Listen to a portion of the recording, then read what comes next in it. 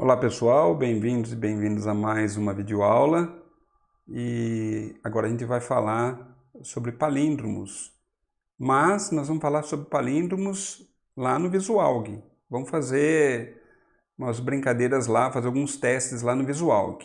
Então, vem comigo. Pronto, estamos aqui no Visualg, eu já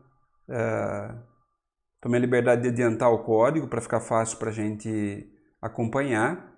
Então, eu coloquei um vetor A de 10 posições de inteiros. Claro que vocês podem colocar qualquer tipo de valor, mas eu já aproveitei e coloquei valores inteiros aí. As variáveis i, j, k e n do tipo inteiro também, e uma variável lógica chamada palíndromo, para dizer se ele é ou não é palíndromo. Palíndromo é aquele vetor que, se você olhar da esquerda para a direita e da direita para a esquerda, vai dar sempre a mesma coisa. Então, 1, 2, 2, 1 é palíndromo. 1, 2, 3, 2, 1 é palíndromo. 1, 2, 3, 4, 5 não é palíndromo. Bom, eu resolvi fazer um teste, primeiro teste. Então, aqui nós temos um algoritmo que vamos ter alguns testes. O primeiro teste, eu pus no vetor os elementos 1, 2, 3, 4, 5, na primeira parte do vetor. Então, o A de I vai receber I, ou seja, o A de 1 recebe 1, o A de 2 recebe 2, o A de 3 recebe 3, e assim por diante. Isso é um truque bem legal. Se eu quisesse colocar 100 elementos num vetor A de I igual a I, o A de 1 é 1, o A de 2 é 2, o A de 50 vai ser 50, o A de 75 vai ser 75. Então, A de I recebe I. Só que eu fiz de 1 até 5. E depois, de 6 até 9, eu fiz um truque matemático para fazer com que o vetor voltasse para 4, 3, 2, 1. Então, as posições do vetor vão... os valores nas posições do vetor vão ser 1, 2, 3, 4, 5, 4, 3, 2, 1. De tal forma que você vai ver que o 1 está no começo e está no final, o 2 é a segunda posição e a penúltima, o 3 é a terceira posição e a antepenúltima, e assim por diante. Então, aqui é um truquezinho matemático, de tal forma que eu consigo fazer essa brincadeira de colocar os elementos sem ter que ficar digitando. Então, já está lá. Então, o meu n são 9 elementos, vai de 1 até 9. Certo? Só que o A de 9 não é 9, o A de 9 vai ser 1, eu vou mostrar para vocês. E aqui eu vou mandar imprimir todos os elementos. Então, esse aqui é um algoritmo que não faz leitura. Eu já coloquei os valores lá dentro e agora eu só vou imprimir esses valores, para você saber. Eu assumo que ele é palíndromo. Então, esse aqui é um truque, eu assumo que ele é. Se deu alguma zica que não é, pronto, eu já falo que não é e acabou. Então, e aí eu não vou ter que também um outro truque, né? Para você saber como é que funciona essa brincadeira. Se eu testo o primeiro com o último, o segundo com o penúltimo, note que eu estou testando o primeiro com o último e ao mesmo tempo eu estou testando o último com o primeiro. E depois eu vou testar o segundo com o penúltimo, ao mesmo tempo eu já estou testando o penúltimo com o segundo. O que eu quero dizer com isso? Que até eu chegar na metade eu vou fazer testes únicos. Depois, se eu passar da metade, eu só estou replicando o teste que eu já fiz. Então, eu não preciso fazer esses testes a mais. Então, ao invés de eu ir até o final fazendo o teste, eu vou até a metade. Deu para entender? Então, o que eu faço? Eu vou até a metade e eu comparo o elemento i com o elemento n mais 1 menos i. Se o vetor vai de 1 até 9, n mais 1 dá 10, menos i, que é 1, 9, para o primeiro caso. Eu cheguei na posição que eu queria. E para o segundo caso, vai ficar n mais 1, que é 10, menos i, que vai ser 2. 10 menos 2 dá 8. Então, o 2 com o oitavo, o 3 com o sétimo, e assim por diante. Então, esse aqui é um truque matemático que faz com que eu pegue a parte correspondente do outro lado do vetor do elemento que eu peguei desse lado. E se esses elementos que eu estou comparando são diferentes, já não é mais palíndromo. Então, palíndromo é falso. E aí, quando eu saio de todo esse teste, se palíndromo é verdadeiro, era como eu já tinha imaginado antes de fazer todos os testes, então ele é palíndromo. Agora, se ele entrou aqui alguma vez, significa que alguma coisa deu zica. Então, não é palíndromo. Legal, né? Vamos fazer um teste 2. Porque esse daqui eu montei para ser palíndromo. Agora eu vou montar um outro para não ser palíndromo. Então eu vou colocar os elementos 1, 2, 3, 4, 5, 6, 7, 8, 9, 10, né? Vou até 10 aqui, no vetor e vou verificar se ele é palíndromo. Vou fazer o mesmo teste. Obviamente que eu espero que esse algoritmo fale para mim que ele não é palíndromo, porque eu estou testando os elementos agora e eu sei que eles não são palíndromos. Note que aqui eu deixei 11, na verdade, vamos colocar aqui, ó, n mais 1 menos i, para ficar igualzinho que estava aqui em cima, ó, n mais 1 menos i. Então, o n é 10, n mais 1 é 11, menos i Então, se em algum teste deu falso, eles deram diferente, eu falo que é falso, e aí eu vou dar mensagem para o usuário se ele é palíndromo ou não. E aí eu tenho o terceiro teste. No terceiro teste eu pus 1, 2, 3, 4, 5, 4, 8, 9, 10. Esse vetor não é palíndromo, né? Os elementos são de 1 até 9. Eu vou imprimir todos os elementos para a gente ter certeza que a gente está trabalhando com os elementos certos. Na verdade, é só para mostrar para vocês, porque é óbvio que vai imprimir. E a gente vai até a metade. Só que aqui eu estou fazendo uma lógica diferente. Eu estou fazendo uma lógica que se o A de I for igual ao A de N menos I, então ele é verdadeiro. Se não, ele é falso. Na verdade, aqui, quando ele é 9, deveria ser N mais 1 menos I, né? Isso. E aí eu vou testar se ele é palíndromo. Eu escrevo que é palíndromo, se não, eu escrevo que não é palíndromo. Notem que esse teste aqui é diferente dos anteriores, porque aqui, nesses outros dois, no teste 1 e no teste 2, eu assumo que ele é verdadeiro e eu tento verificar se ele é falso. Nesse aqui eu não faço nenhuma suposição, não tem hipótese alguma. Então eu vou lá e testo se um elemento é equivalente ao outro, eu falo que é verdadeiro, se ele for diferente, eu falo que ele é falso. Ok? Vamos testar? Vamos ver o que a gente chega aqui. Run algorithm. Vixe Maria, vamos lá. O primeiro teste, ele falou que o vetor é palíndromo. Joia, o vetor é palíndromo. O segundo teste, porque era palíndromo mesmo, né? 1, 2, 3, 4, 5, 4, 3, 2, 1. O segundo teste, ele falou que não é palíndromo. O primeiro teste é palíndromo, o segundo teste ele falou que não é palíndromo. E o terceiro teste, ele falou que não é palíndromo. Não, falou que é palíndromo. Só que ele não é palíndromo. Notem que ele não é palíndromo. Vamos ver se eu tivesse colocado um outro elemento aqui. Vamos fechar isso aqui. Depois eu vou explicar para vocês o que está acontecendo. Vamos ver se eu colocasse aqui A de 10 recebe 11. O N vai ser 10. E aí as outras coisas eu mantenho. Aqui eu pus N menos 1. 10. Vou deixar N mesmo. Precisa pôr N menos 1. Pronto. Vamos testar desse jeito. Rodar. Olha lá. O primeiro caso continua falando que é palíndromo, porque é. O segundo caso ele falou que não é palíndromo, porque não é mesmo. E o terceiro caso ele falou que não é palíndromo.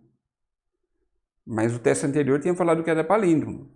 Então notem que dependendo da situação ele vai falar que é, e dependendo da situação ele vai falar que não é. Quando eu tinha um elemento a menos, ele falou que era. Pode ser que eu tenha mexido alguma coisa aqui. Vamos tirar de novo esse valor aqui? Vamos lá, vamos fazer esse teste. Eu venho aqui e tiro esse elemento, então não vai mais até 10, vai até 9. Então todo o resto fica igual. E vamos lá. Vai no algoritmo. Agora ele falou que é palíndromo. 1, 2, 3, 4, 5, 4, 8, 9, 10. E ele falou que é palíndromo. Vocês sabem o que está acontecendo?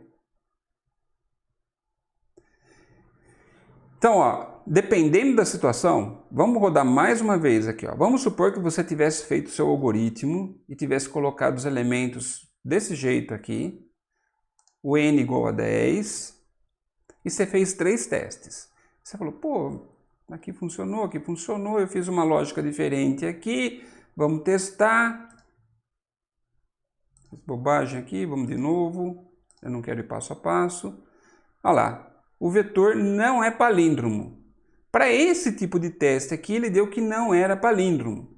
E para o outro teste, quando eu tiro esse elemento aqui, ele fala que é palíndromo, sendo que nos dois casos não é palíndromo. Então eu vou explicar para vocês onde está o erro. Notem que não teve erro de compilação, não teve erro de execução, ele fez tudo certo, ele executou as instruções, só que teve um erro de lógica. Então isso é uma coisa que vocês têm que estar atentos. O que aconteceu é que, quando eu comparo o primeiro com o último, se eles são diferentes, eu falo que o palíndromo é falso. E aí eu vou comparar o segundo com o penúltimo, que também são diferentes. O palíndromo é falso de novo, ele vai entrar aqui e é falso. Mas olha que coisa que acontece. Quando ele chega aqui, ó, o 4 é igual ao 4. Aí ele vai falar que palíndromo é verdadeiro. Ou se ele tiver uma situação que ele vai comparar o 5 com o 5, ele vai comparar o 1 com o 10, o 2 com o 9, o 3 com o 8, o 4 com o 7 e o 6 com o 5. Não, peraí.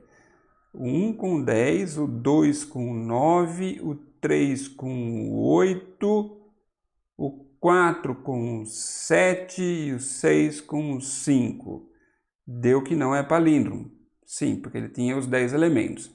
Aí quando eu tiro esse elemento aqui, ele compara o 1 com o 9, o 2 com o 8, o 3 com o 7, o 4 com o 6 e o 5 com o 5.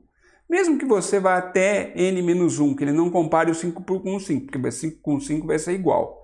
Agora, se ele comparar esses dois, que são meus últimos testes, se eu não fizer com o 5, eles são iguais. Então ele vai falar, ó, palíndromo é falso, é falso, é falso, é verdadeiro. Como ele veio de fora para dentro, e os dois, e os mais internos, são iguais, ele vai falar que o seu vetor é palíndromo. Por quê?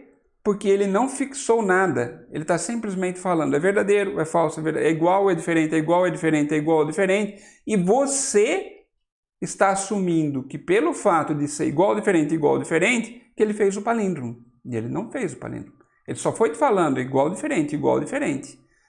Como no finalzinho deram iguais, você, no seu algoritmo, está falando que é palíndromo. Quando na verdade não. Ele só está falando que os elementos que está comparando são iguais. Você perdeu a memória daqueles que estavam mais externos e que são falsos. Eles não são iguais. E que isso estraga o palíndromo. Você perdeu isso. E aí você vai falar assim, ah, professor, tá bom, isso foi porque a gente começou de fora para dentro. E se eu começasse de dentro para fora? Você pode fazer o teste e começar de dentro para fora. É um raciocínio inverso desse daqui. Só que os dois últimos, se eles forem iguais, por essa regra, você vai falar que ele é palíndromo também. Você pode ter tudo diferente. Se os dois extremos forem iguais, ele vai falar que é palíndromo. Então, aqui nós temos um erro de lógica. E é importante que vocês observem isso. Tá? Então, por que no outro caso não deu esse problema? Porque eu não perco a memória do que aconteceu atrás. Eu assumo que é verdadeiro e se acontecer alguma lambança no meio do caminho, eu falo que é falso e ele nunca mais vai voltar a ser verdadeiro. E para mim isso é importante. Então os dois primeiros testes, eles estão corretos do ponto de vista lógico. O último teste, não. E por isso que o algoritmo, dependendo dos dados que você coloca, ele vai ficar verdadeiro ou falso. Depende de como você faz o teste, uma hora dá verdadeiro, outra hora dá falso. Porque ele não é um algoritmo certo.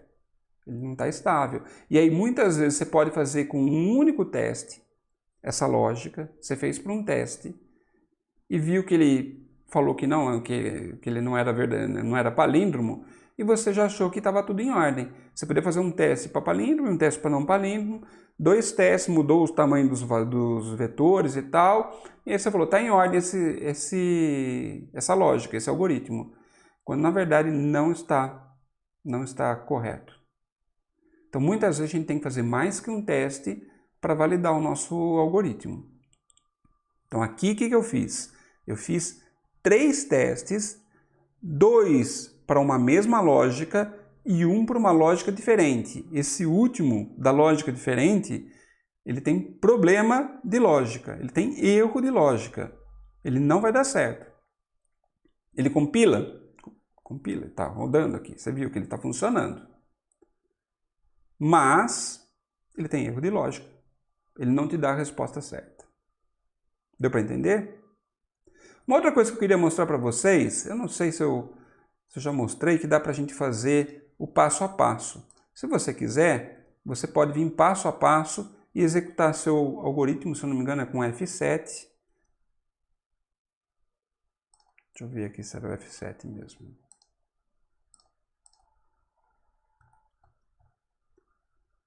Algoritmo, passo a passo, F8. F8. E eu posso ir acompanhando ali tudo o que está acontecendo. Aqui ele está colocando os valores, você pode olhar na tabela de valores aqui em cima, todos os valores que estão sendo colocados.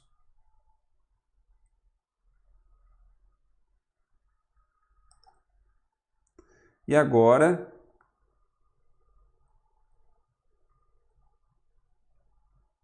acabou de preencher a tabela e agora ele vai começar a escrever.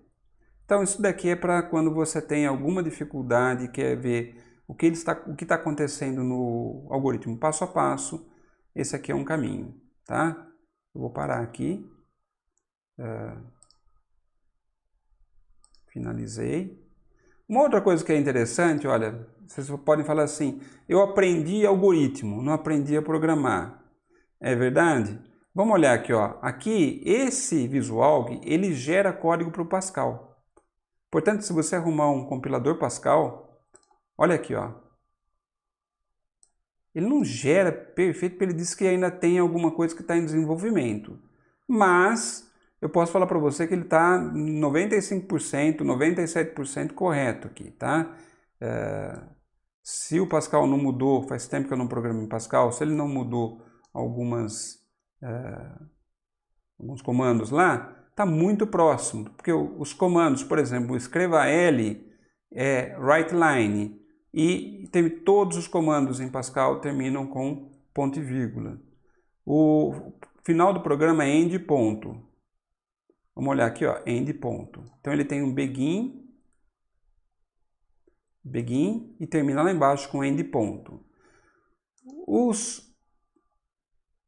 As instruções para, faça, em Pascal fica for, do. E tudo que está dentro do para até o fim para, no Pascal é begin, end, ponto e vírgula. As atribuições que nós colocamos com setinha, no Pascal, é dois pontos igual, que eu acho que eu já mencionei para vocês em algum lugar.